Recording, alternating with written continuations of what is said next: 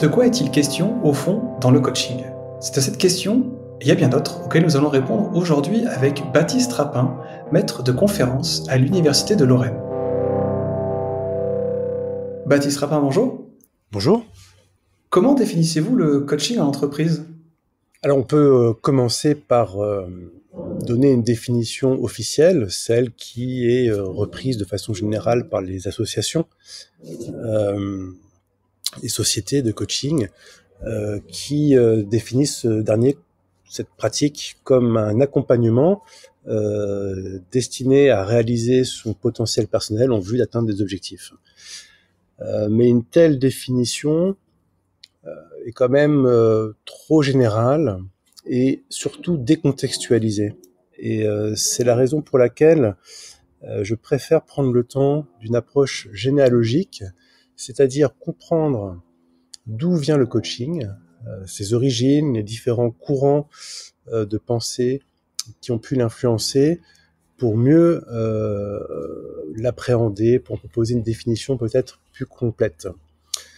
Alors, pour ce faire, je me suis très largement inspiré des travaux de ma collègue Sybille Persson, qui est professeure de management à l'ICN et qui a consacré sa thèse, tout comme moi, au coaching. Et dans le cadre de ce travail doctoral, Sybille a proposé ou développé une approche bibliométrique du coaching, c'est-à-dire qu'elle est allée analyser les références que les coachs utilisaient dans leurs ouvrages.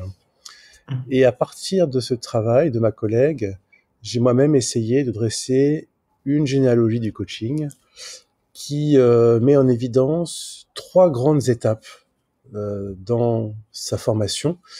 Et c'est la prise de conscience de ces 3 grandes étapes qui, à mon sens, permet de mieux circonscrire ce qu'on entend par coaching.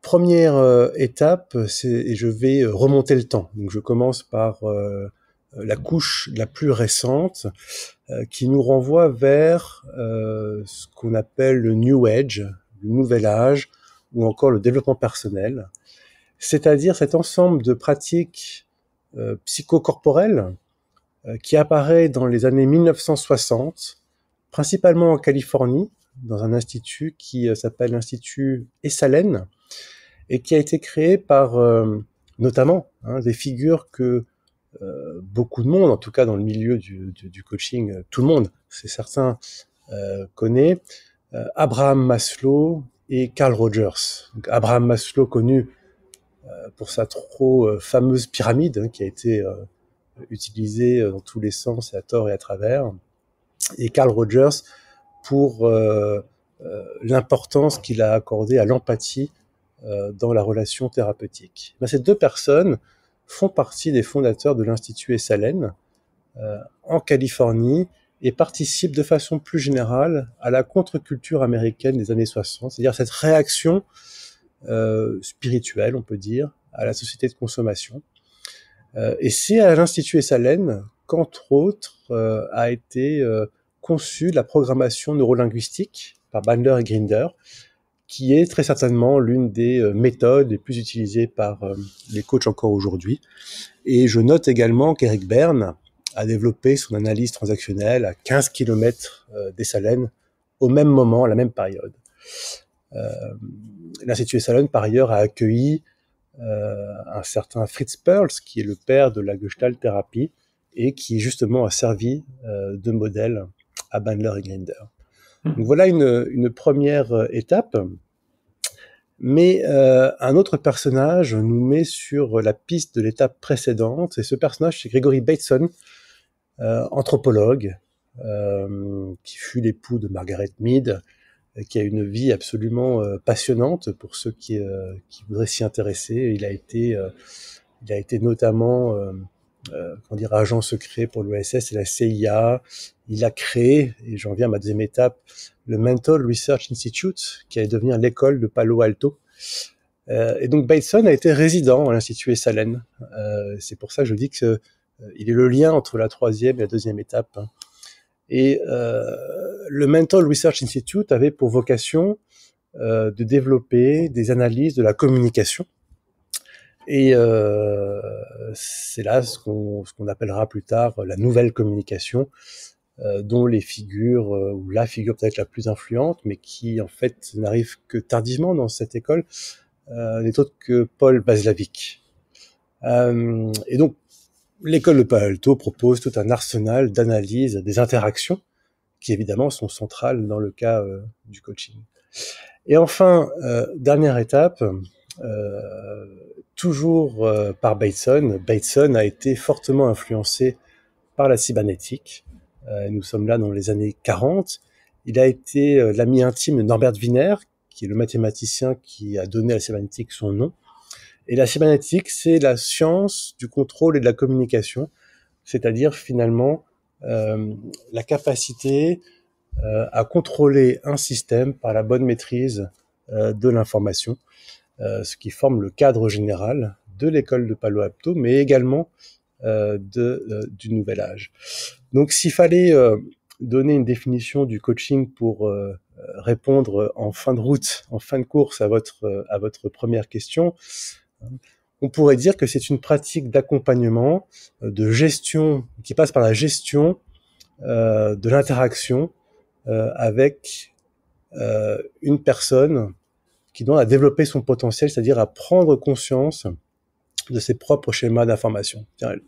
L'important, c'est cette place centrale accordée à l'information, à son traitement, à la fois dans le développement personnel et dans l'atteinte des objectifs qui ont été fixés au préalable. Alors, si je comprends bien, le coaching est apparu dans les années 60. Aujourd'hui, il s'est particulièrement développé, et notamment en entreprise. Et ça sera un petit peu le cœur de mes questions suivantes. C'est quel est le lien que l'on peut voir entre le coaching qui est pratiqué aujourd'hui en entreprise et celui, par exemple, de la première étape que vous avez évoquée, qui est né dans les années 60 en Californie, et qui voulait une sorte de réaction à la société de consommation. Alors, votre question appelle plusieurs niveaux de réponse. Tout ce mouvement lié au New Age, au développement personnel, aux communautés hippies, se trouve largement à l'origine d'une mutation du système capitaliste qui a été parfaitement analysée par Luc Boltanski et Eve Capello. D'ailleurs, ils ont appelé cette mutation le nouvel esprit du capitalisme, en référence à Max Weber, qui se caractérise notamment par sa capacité très plastique à intégrer toutes les critiques qui lui sont adressées, et notamment toutes les critiques qui visaient à montrer que le capitalisme est un système bridant les personnalités. Et donc à partir des années 70, le capitalisme rompt avec la logique hiérarchique, patriarcale, on dirait aujourd'hui, pour justement récupérer toutes ces techniques de développement de soi qui ont été conçues donc dans les années 50 et 60. Là, c'est une première réponse, c'est la mutation du système économique, du système capitaliste, qui explique la présence du coaching, non pas à certains cercles réservés du développement personnel, mais dans quasiment toutes les organisations contemporaines, entreprises, mais plus largement institutions. Deuxième élément de réponse, il me semble que les fondements du coaching n'ont pas changé. Et là, je voudrais insister sur une référence qui est assez peu connue, mais pourtant centrale dans l'histoire du coaching, qui est le livre de Maxwell Maltz, publié en 1956, et qui s'intitule Psycho-Cybernetics, si je traduis littéralement psycho-cybernétique.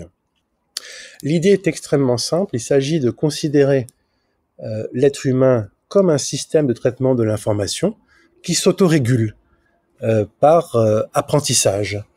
Autrement dit, le développement de soi pour Maltz passe par, premièrement, un comportement dit téléologique, c'est-à-dire le fait de se fixer d'objectifs, le fait de se projeter dans l'avenir, par un comportement intentionnel. Deuxièmement, par la mise au point d'un plan d'action qui permet d'atteindre ces objectifs. Mais surtout, troisième point, c'est là le plus important, d'un système de suivi et d'évaluation de l'action pendant qu'elle se déroule.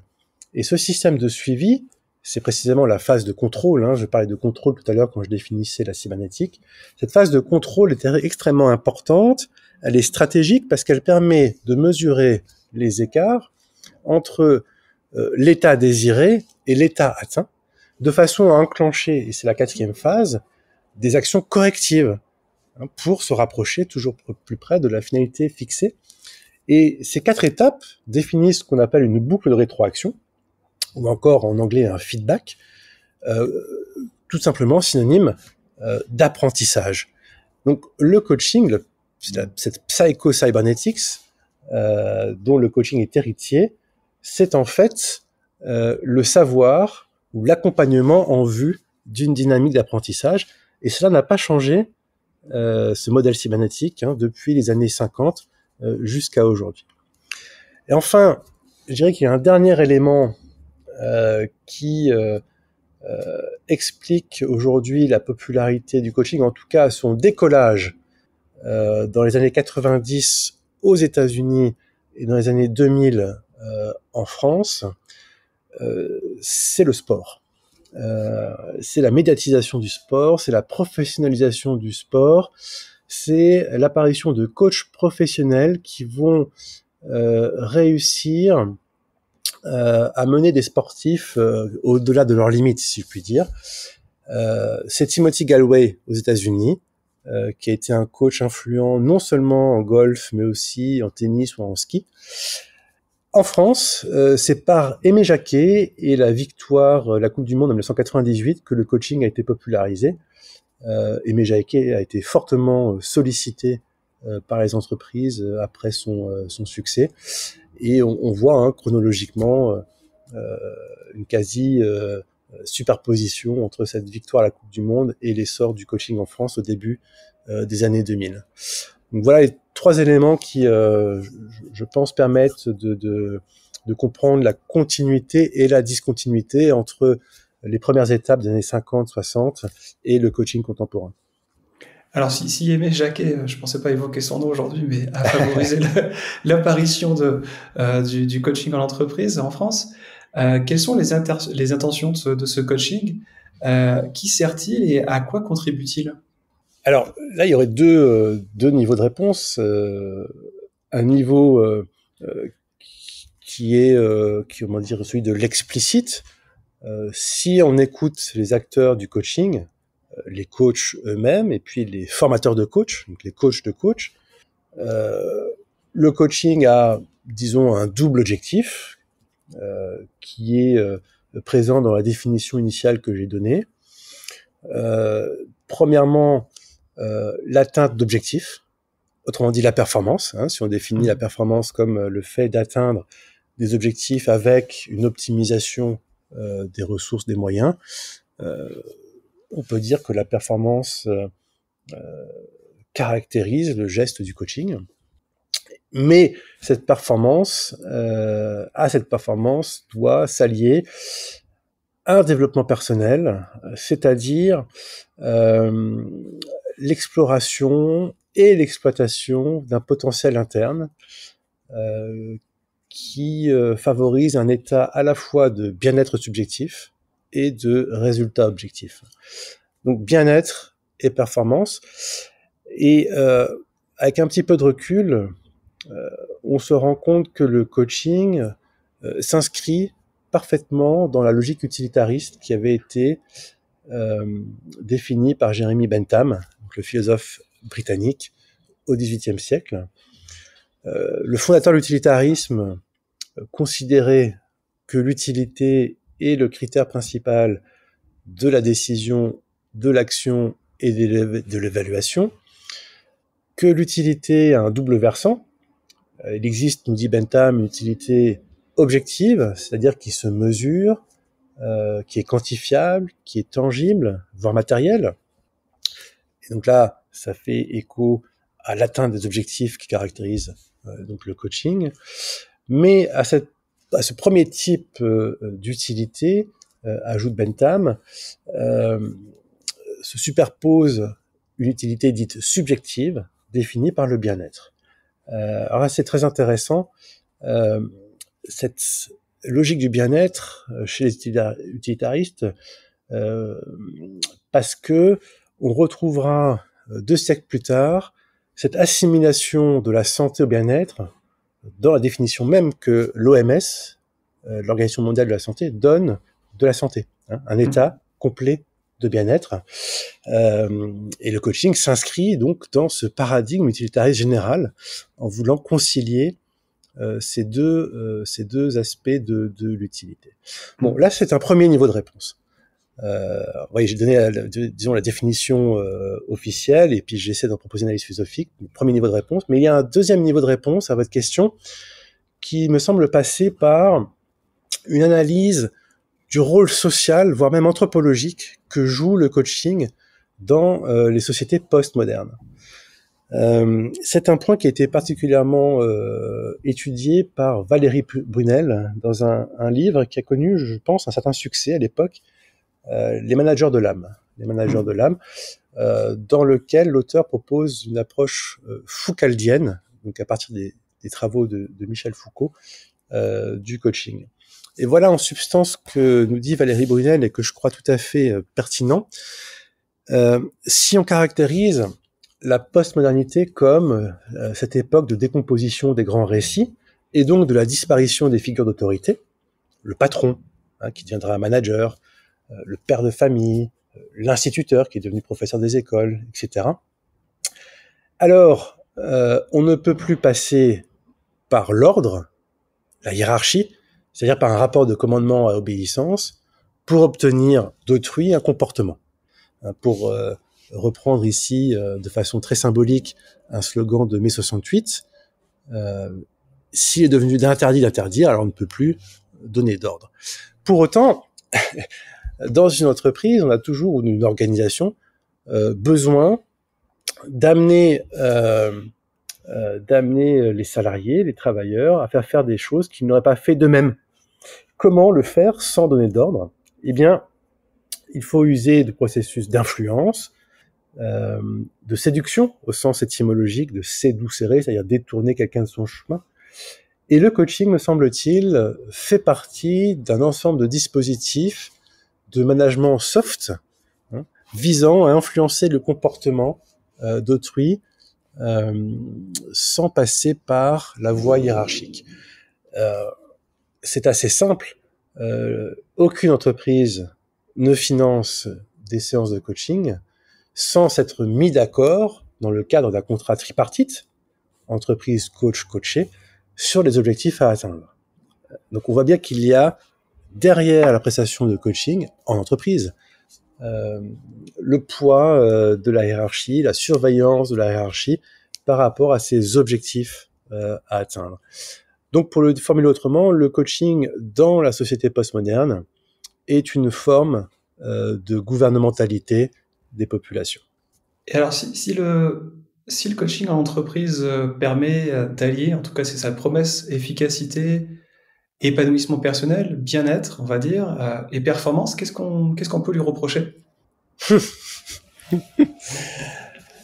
Alors, il y a plusieurs, disons, familles de critiques du coaching. Il y a une première famille qui se penche, je dirais, sur les effets du coaching. Je classerai dans cette famille notamment toutes les analyses qui peuvent être conduites du côté de la sociologie clinique, autour par exemple de Vincent de Goldjacq. Le coaching peut provoquer des effets de suridentification aux normes de l'organisation, peut provoquer des images biaisées de soi, etc. Ça, c'est un volet que je n'explore pas. Je ne suis pas spécialiste de cette approche. Il y a une deuxième critique qui me semble très pertinente et dans la lignée de ce que je viens de décrire, c'est-à-dire si le coaching est effectivement une nouvelle forme de gouvernement des populations, des individus qui se passent de la hiérarchie, alors cela signifie que la généralisation de ces pratiques d'accompagnement procède à une psychologisation des rapports sociaux. C'est-à-dire que plutôt que d'envisager la vie collective comme un ensemble de rapports sociaux qui impliquent donc des conflits, et donc des résolutions de conflits, et comme des rapports politiques qui impliquent donc qu'il y ait une délibération commune, on reporte sur l'individu et ses problématiques psychologiques, le développement de son potentiel notamment, le fait de lever des croyances limitantes, hein, tout ça se trouve au cœur de coaching. Donc on reporte sur l'individu et ses caractéristiques, propriétés ou aptitudes psychologiques, les questions qui pourtant relèvent de la collectivité. Donc là, il me semble y avoir un point absolument central, mais qui n'est pas neuf. C'est-à-dire que là aussi, le coaching s'inscrit dans une histoire plus générale, qui est celle de la Seconde Guerre mondiale et de l'après-Seconde Guerre mondiale. Pourquoi est-ce que je remonte à cette date très précisément?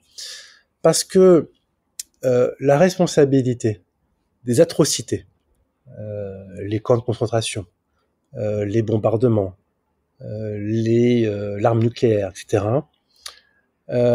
fut attribuée à l'exercice de la souveraineté, c'est-à-dire non pas à tel ou tel pays, mais aux politiques en tant que tel. Et c'est alors développé un projet, notamment issu de la cybernétique, porté par l'UNESCO, porté par la Fédération mondiale pour la santé mentale, toute née en 46-47, donc au sortir de la Seconde Guerre mondiale, un projet d'utiliser les savoirs des sciences humaines pour gérer les relations internationales, puisque finalement, on ne peut plus faire confiance aux États souverains. Ils usent de leur souveraineté pour faire la guerre et commettre des atrocités. Donc, le projet d'une psychologisation des relations politiques apparaît nettement à la fin de la Seconde Guerre mondiale, et il faut comprendre le coaching comme une application micro quelque part, hein, c'est-à-dire non pas au niveau des relations internationales, mais au niveau des relations interindividuelles dans une organisation, comme une application de cette psychologisation ou psychiatrisation des rapports humains. Donc ça, c'est une critique qui me paraît centrale. Le coaching dépolitise les communautés humaines. Pour conclure, j'aimerais avoir votre avis sur ce dont est le reflet, le coaching aujourd'hui, c'est-à-dire s'il est aussi présent, s'il a explosé dans les années 90 aux États-Unis, dans les années 2000 en France et en Europe. Qu'est-ce que le coaching, et notamment le coaching en entreprise, dit de notre époque, et de quoi en est-il le reflet? Alors le coaching est à la fois le reflet, mais aussi une pratique qui crée la société. Le coaching n'est pas qu'en position passive, il n'est pas que le fruit d'une société, il est aussi une pratique qui modèle la société dans laquelle on vit. Et on peut considérer de façon générale que le coaching fait partie de l'ensemble de ces techniques, de ce que les anglo-saxons appellent la self-help.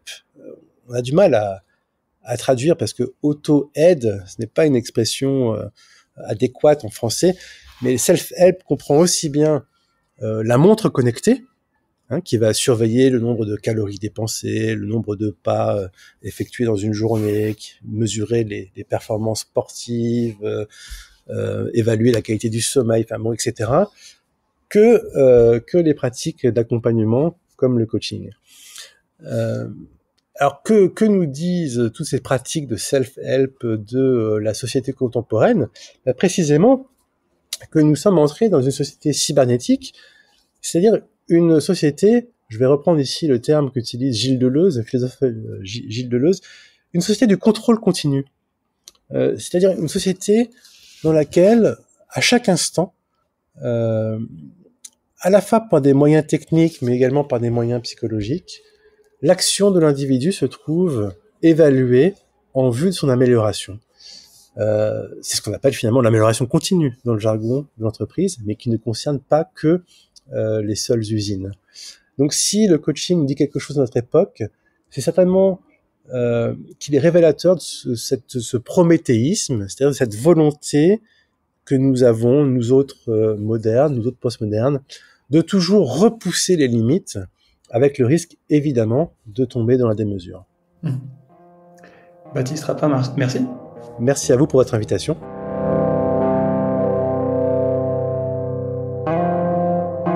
C'est ainsi que se termine notre épisode consacré au coaching en entreprise. Pour aller plus loin, je vous invite à lire Les enjeux anthropologiques du coaching, ouvrage de Baptiste Rapin paru fin 2024 aux éditions Ovadia. Merci et à très bientôt.